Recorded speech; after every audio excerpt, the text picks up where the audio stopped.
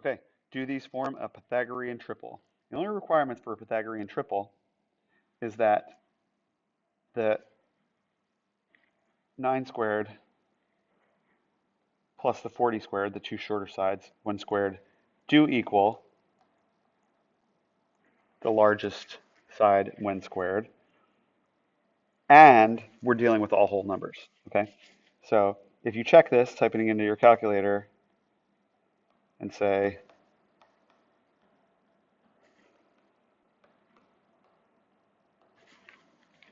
they are equal, then great. Then we know that it must be right. You can prove a triangle to be a right triangle by taking the two shorter sides, squaring them, and adding them together. And if they're equal to the longest side when squared, then you do have a right triangle. So it says no, although 9 squared plus 40 squared equals 41 squared, the side lengths don't make a Pythagorean triple. They do, because all that's required beyond them just actually being equal like this is that they're all whole numbers, and they are. Okay, so there is no other requirements besides them being whole numbers and besides them working out to be true that the two smaller squared and added together equals the largest one squared. B is wrong because they actually do equal. That is equal.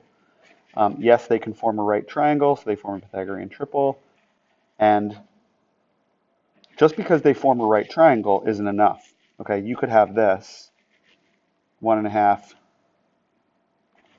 2, and 2.5. Those form a right triangle because 1.5 squared plus 2 squared equals 2.5 squared. But that's not a Pythagorean triple because they're not whole numbers. So that's not enough just that they make a right triangle. Okay. Yes, 9 squared plus 40 squared equals 41 squared. And 9, 40, and 41 are all non-zero whole numbers. Yeah, that's the requirements. D.